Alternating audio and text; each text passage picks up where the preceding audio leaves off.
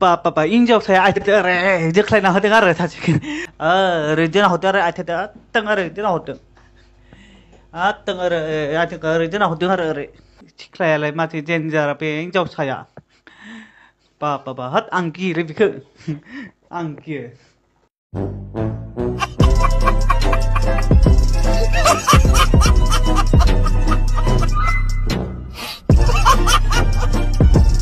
बिनि मुङा बैथाला गोमोदोंना मुङा माबोरै बैथाला जाखो नायदो बिनि आखलखौ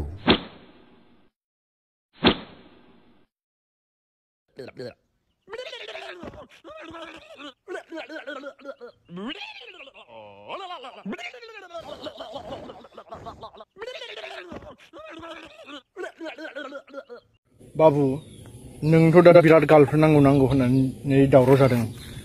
नाथाय मोनसे खोथाखौ खोनासं आजिखालि गार्लफ्रेन्डखौ मोननो थांला 5 बोसोर 7 बोसोर नार्सारि केजि 1 2 आव फरायनाय गथ'फोरनासो गार्लफ्रेन्ड बयफ्रेन्ड थायो ओमफ्राय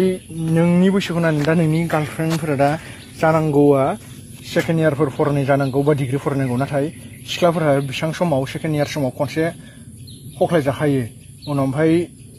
डिग्री मोननायाव आरो खनसे टटेलि खननै हख्लाय जाखांनायनि उनाव बिसोर MA फोर फरायहैबा बाबाय आरो ओंखायनोथ' नोङो पियर हिन्जावखौ मोनगोना आसा गैला आरो मानो होनबा जेला हाई स्कुल लेभेलखौ बारनानै हाई सेकेन्डारि लेभेलाव थाङो होमब्ला खनसे हख्लाय जाबाय आरो उनाव डिग्री लेभेलाव निउ बयफ्रेन्ड जाबावनोसै आरोबाव खनसे हख्लाय जाबाय टटेलि खननै हख्लाय जाबाय